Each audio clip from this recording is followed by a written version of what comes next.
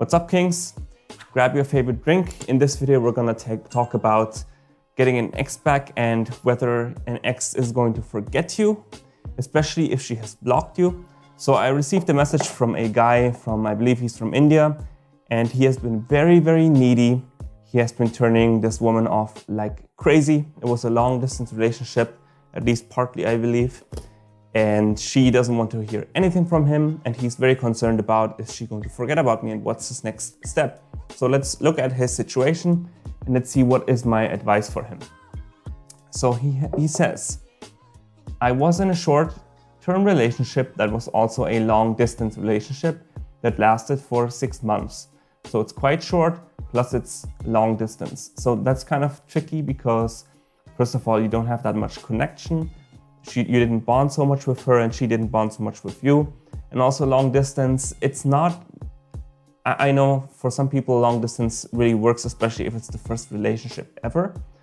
But as you get more experienced with life, you typically realize that being able to see your partner and touching your partner and being able to have sex with your partner, kiss them, all of these things are really important. To give you an anecdote about this, I am currently in Germany, but I actually live in the Philippines, but I've been stuck here in Germany for almost 2 years. Recently, I actually broke up with my girlfriend because it's just been so long that we haven't seen each other and there's no hope of getting back together, and it has been really hard on us. And there are a lot of people in the Philippines. There's a Facebook group called Love is Not Tourism, and there's like 10,000s of people in there who are frustrated and just having hardships with the fact that they're all now in long distance relationships and they can't see their partners. So long distance relationships are really tough, and there are also a lot of people in that group particularly who broke up as well because they haven't seen their partners for 2 years. And why would you be in a long distance relationship if you can just be with someone and wake up next to them in your bed? So something to consider. I'm not saying that you are not going to get your ex back because it was a long distance relationship, but it makes it much harder. So he then says, I was super needy and codependent guy as it was my first relationship. My girlfriend has already been in a relationship for 5 years. She broke with her ex-boyfriend because he cheated on her. So she has much more experience than you, and that's also why you essentially screwed up, because you don't really know how to handle relationships yet. And she has her shit together quite a lot, you don't. And the only reason why she broke up with her last ex is because he was a piece of shit who cheated on her. So she has had probably some good relationships in the past. The last one didn't end so well, but it doesn't necessarily mean that all of it was shit. So obviously you're kind of scared because you don't know what to do. And other men, because of that, seem like huge competition most likely. So he then says, after 1 year, she met me. We were very happy as friends and colleagues. So we decided to take one step further into a relationship. As soon as we entered into a relationship, I got super needy because I was feeling too much pressure. So the question is, why did you feel too much pressure?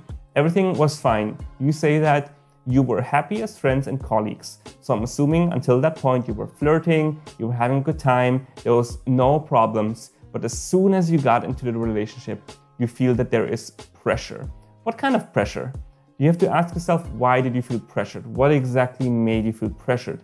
That you're not good enough, that you're not providing for her, that you're making mistakes. Obviously, you have to figure out, why did you think that something was wrong? Because nothing was wrong until that point.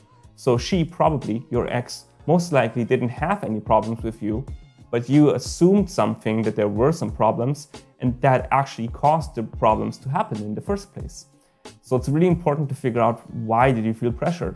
Because otherwise you will repeat this again in the future. He says, I was feeling it for the very first time one day when we got into a fight. It was a very small fight, but I got insecure about losing her, and she saw that I was getting insecure and possessive. She started giving me less time, or in other words, she started ignoring me. So you have one small fight, and now you're becoming possessive and insecure, and you're afraid that you're losing her. That shows that you basically just don't have enough experience.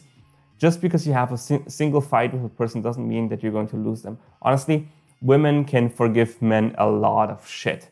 Most men have no idea what the hell they're doing, and they still stay in relationships. There's this really interesting concept that can kind of be applied to dating as well, called the sunk cost concept. That if you've been in a relationship for a long time, eventually you don't even want to get out of it anymore because you invested so much already. So this is very true with relationships for sure, that, you know, if you stay together with someone, the longer you stay with that person, you have more incentive to stay with them. So obviously it's been a short time for you so far, but you shouldn't be so concerned about this because, I mean, you're in a relationship, you're committed to each other, and a single fight won't break up your relationship. That's just how it is. You have to realize that. Your woman won't just leave you right away just because you had one argument. So he then says, I started that's wrong. I started chasing her. All of a sudden, I got less important for her out of her priority list. She pushed me further away the more I used to chase her. We got addicted to each other through daily calling and texting. Well, I would question this. You're saying that you started chasing her, that pushes her away, she's feeling your neediness, your insecurity, and you're saying we got addicted to each other through daily calling and texting. I think the only person who got addicted through calling and texting was actually you, and she has her shit together. She doesn't have to call and text with you all the time. If she doesn't hear from you 24/7, she's fine. But you are possessive, insecure, and you're probably scared that as soon as you're not talking to her, you think the relationship is gonna fall apart. But it's not. And you have different mindsets here. You have different perspectives on life, and she must be more secure, much more secure than you. And obviously that's a turnoff for a woman, because a woman wants to feel secure with a man. And so if you are the one who basically is screaming insecurity, she's gonna wanna run, because you don't offer anything for her of value, because you should be her foundation, her safe haven where she can come back to if something goes wrong in her life. But you're the opposite. So that's a bit of a problem. He says it became monotonous. There we go. It became monotonous and resulted in a toxic relationship. Soon we got into a fight because she was not giving me time and attention and taking me for granted. Well, it became monotonous because you are probably not keeping it exciting. The only reason why you're messaging and talking to her is because you're scared. But you're not talking to her to have fun, to have laughs, to have good conversations. You're just there to maintain the relationship. So she can probably feel that all of it is basically just work at this point. You feel like it's work because you're very insecure and trying to make it happen. She is starting to take you for granted, which really just means that she doesn't care about you so much anymore. And that's not being taken for granted. That's more that she's realizing she doesn't want that relationship. Being taken for granted is more that you become complacent, and you just don't value that person so much, but you still want the good things that they offer you. She wasn't like that. She didn't want all the things that you still offer. She realized, oh no, this guy is insecure, I'm gonna distance myself. She didn't even want to have what value you can provide to her. So that's something to consider. He then says she was not ready for a relationship and felt burdened. As per her, she needed space to understand herself before she would commit to anything. I got insecure and I chased her even more. She blocked me from all social media accounts, but then somehow I contacted her and the conversation turned into an argument. So she says she wasn't ready and felt burdened and needed space, and that she wasn't ready to commit. That's not really true. What she is saying is she's not ready to commit to anything with you. Right now, she's just giving you an excuse. She is feeling burdened, that is true, but she's just really not ready to be in a relationship that is toxic again. And you are creating a toxic relationship. So she's just not ready for a relationship with you. That's something that you have to be aware of, because it really has to do with you. It's not her, it's you. It sounds cliche, but that's how it is. And so you have to figure out how can you change this behavior. He then says, yes, she blocked you, obviously, and the conversation turned into an argument. So she blocked that number as well, and then I went into no contact for 2 months, but she didn't contact me. So yeah, she didn't contact you because she's really pissed off with you and she's just really annoyed. He says, so then one day I texted her for asking the contact details for our previous company's HR. She didn't give it to me and I stepped back for 10 days. Then I texted her again and I offered her to party because of my new job. I was happy that I got a new job, but she ignored my messages. Of course she ignores your messages. Think about this. She blocks you. Then you make up a bullshit excuse of you need the number of the HR of the company that you worked at. Like you can't figure out this from someone else. She clearly knows that you're trying to manipulate her. And as soon as someone can tell that you're trying to manipulate them, people just want to get away from you because that's toxic. And then you say, hey, I have a new job, let's party. Why would you do any of these things? Just think about this. It's really disrespectful. And well, imagine you would have something like a restraining order to someone and you lock them out of your house, but then they come back and they just invite themselves back in. There's this really interesting scene in Breaking Bad where one of the main characters, he gets kicked out of his house and then eventually he invites himself back in again. And then the wife calls the police, but nothing really happens. They can't do anything. And of course the wife is terrified because this guy invites himself into the house and she just wants him out of the house. So why are you doing this? It makes no sense to push further. You're basically breaking all her boundaries and she already didn't want to have anything to do with you. In the beginning, it was quite mild. Sure, she was a bit turned off, maybe a little bit annoyed, but that's it. But then you keep pushing, she blocks you, and then when you push, then when she blocks you, you push even further. It's like you walk right into her house. What do you expect? The fact that you're doing no contact is completely pointless because you're just doing no contact.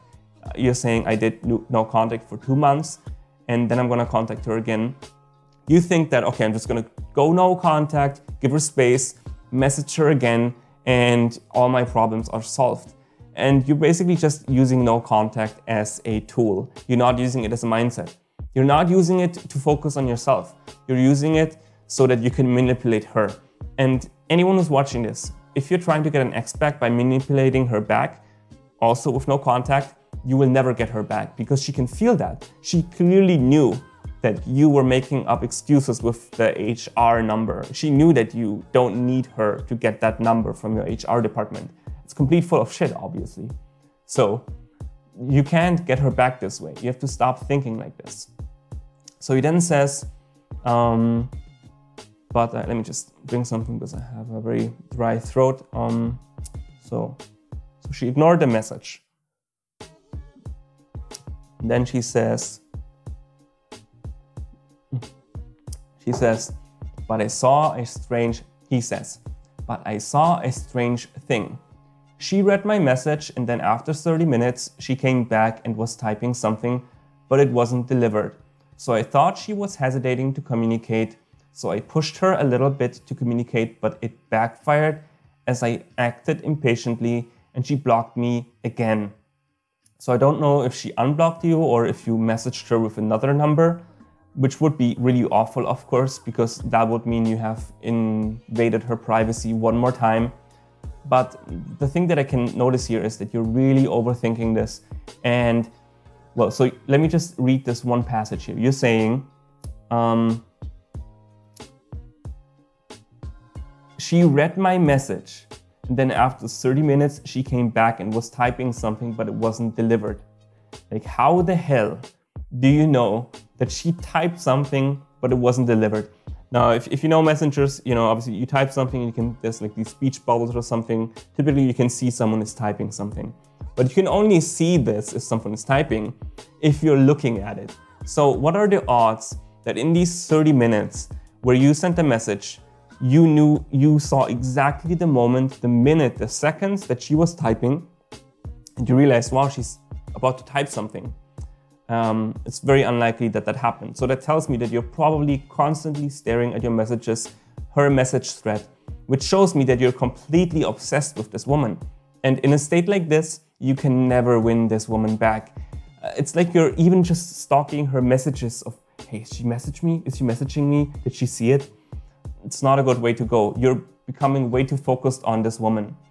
And he also says that, well, she typed something and then she didn't send it. So now you're thinking, does this mean it's something good? Because she was about to send something to me, but then she, stopped and didn't send a message. So what does it mean? Maybe she wanted to talk to me. This is what you're telling yourself, but I don't think that is the truth.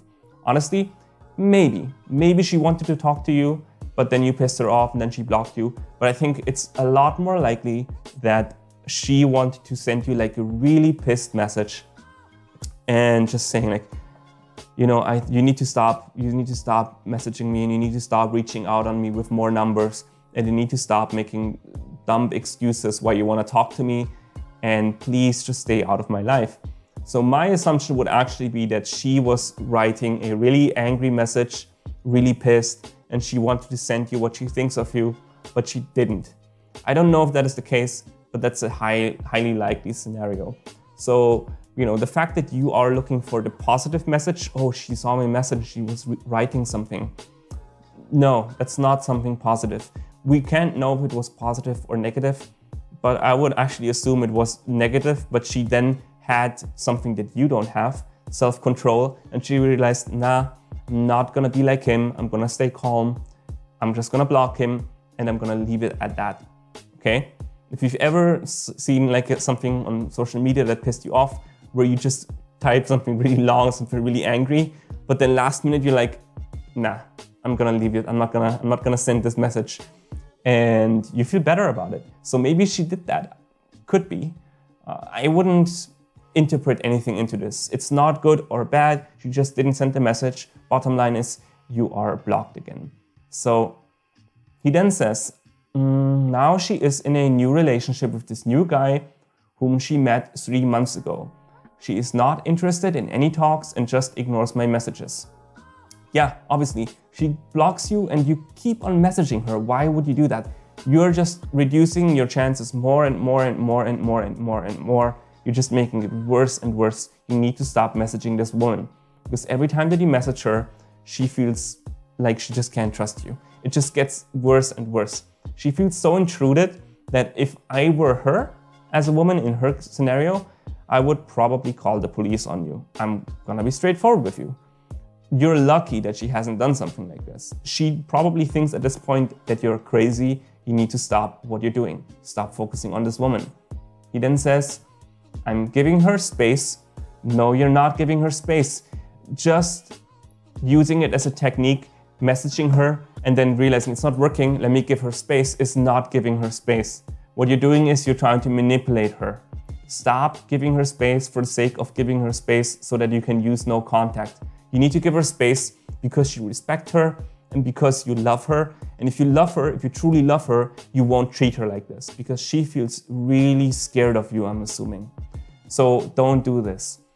He then says, I'm giving her space as I text her on her second number once in a week or a couple weeks, but no progress. Shall I call her as 2 months passed away? She's just ignoring me. Please suggest what I can do now. You need to stop messaging this woman forever. Never, ever, ever message this woman ever again. If you want to have even the slightest chance of getting this woman back, you need to stop messaging her forever. The only time that you're ever going to message this woman is if she sends you a message. She is so turned off at this point that you're lucky that she hasn't called the police on you. So what you need to do is need to give her real space. And when I say space, also time. And with time, I mean this could be months, this could be years. You've been only together for 6 months and it was long distance. So she could theoretically forget about you. But this is the only choice that you have, because you're just making it worse and worse, and you're pushing her into the arms of the other man that she's with. So don't message her. And I swear to God, if you're gonna message her with another new number where you're not blocked yet, this woman will probably soon call the police on you. So stop doing it. It's really creepy. It's going to creep her out like crazy. and you're lucky nothing bad has happened yet.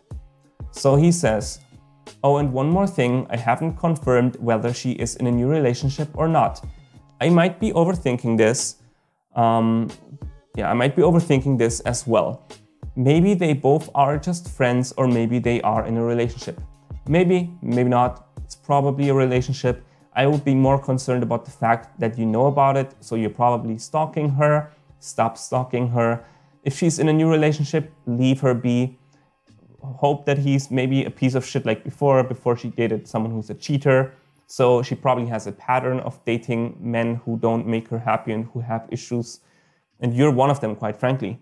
You have insecurity issues. The cheater, maybe he cheated because of insecurity issues as well. Maybe the guy that she's dating now also has issues. So it doesn't matter if she is in a relationship. Don't even think about it, because you're not gonna gain anything valuable from thinking about it. What matters is that she comes back to you in the future. And by worrying about this or talking with her about this, you just make it worse. The only thing you can do is wait for her to come back when this relationship doesn't work out. And I should actually not say when, I will say if/when. Most relationships don't work out, but there is a chance that this relationship could work out. So you need to be prepared for that scenario, because what if it works out with this new guy and you keep on being obsessed with this woman? You're gonna be so unhappy. So you need to stop trying to use no contact and giving her space and using all these manipulative techniques to win her back. You're only doing this for your own sake. You're only doing this because you want her back, and you're not really doing this out of a place of love. Because if you would be doing it out of a place of love, you would be really working on yourself, and you would be giving her the space and respect her boundaries. So he then says, so this is where it gets interesting, which a lot of you probably wonder. My big question is, if I didn't contact her forever, then how will she come back if she has moved on and forgotten me totally? If I didn't contact her in the future, then she will go into a new relationship because she is already over me. Well, you are correct about this. But it also means that if she is interested in you again, she's gonna reach out. Is she going to forget you? Maybe, maybe not. You don't have that much connection with her compared to other relationships like the guy from 5 years ago. So it definitely is more likely that she, for example, reaches out to her cheating boyfriend because they have more history. But typically, exes recycle their exes. We come back to our exes over and over. I still remember the reason why I became a dating coach. Well, I kind of got into this because I had a breakup a long time ago as well. I wanted to get an ex back. And I was very distraught, very just anxiety, and I couldn't deal with it. And I remember one day I messaged one of my exes from like a decade ago. I didn't even remember this ex anymore, but I was so insecure and needy that for some reason I wanted to reach out to her and talk to her. And I messaged my ex, but she wasn't interested. But the bottom line is, when we are after breakups, when we don't feel good, we often reach out to really old exes that we maybe haven't even thought of for years, because we remember the good parts with them more than we remember the bad parts. So she could forget you, but she will probably never completely forget you. There's always a chance that she comes back. The bottom line is, it has to be her idea to want to get back with you. Because right now, all she can remember is how crazy you were. And the best thing that you can do is to stop being so crazy and prove to her that you can actually do better. So he then says, also, I have to say that I am very guilty and disappointed in my behavior with her, because I even told her that lie that I needed the HR number. Actually, I was strategically planning to communicate with her, but that didn't work out because I messed up again and was impatient. So I didn't give her time and space to be ready to talk, and I really turned her off. Also, my no contact failed as well. Now it's all up to God. I need to move forward in life, hoping she will come back one day by herself. She thinks I can't change ever, and I have not realized my mistake, as per her, but that's not true. So I understand that you're religious, but you should not only just leave it up to God. I'm not saying you shouldn't depend on your religion. I'm assuming you are probably a Hinduist, because you seem to be Indian. But you should also take actions, okay? And so you say it quite well. You need to give her the time and the space and to prove to her that you can change. And right now she doesn't believe that, so prove her differently. And she knows, of course, that you used the HR number just as a strategic method. She's not stupid. I mean, I knew this right away when I read it, that you're just making up a bullshit reason because, you know, if you would want to find the HR number, I mean, what the hell, just send an email to your company. You know, it's so obvious that it's just a bullshit reason, and she knew that.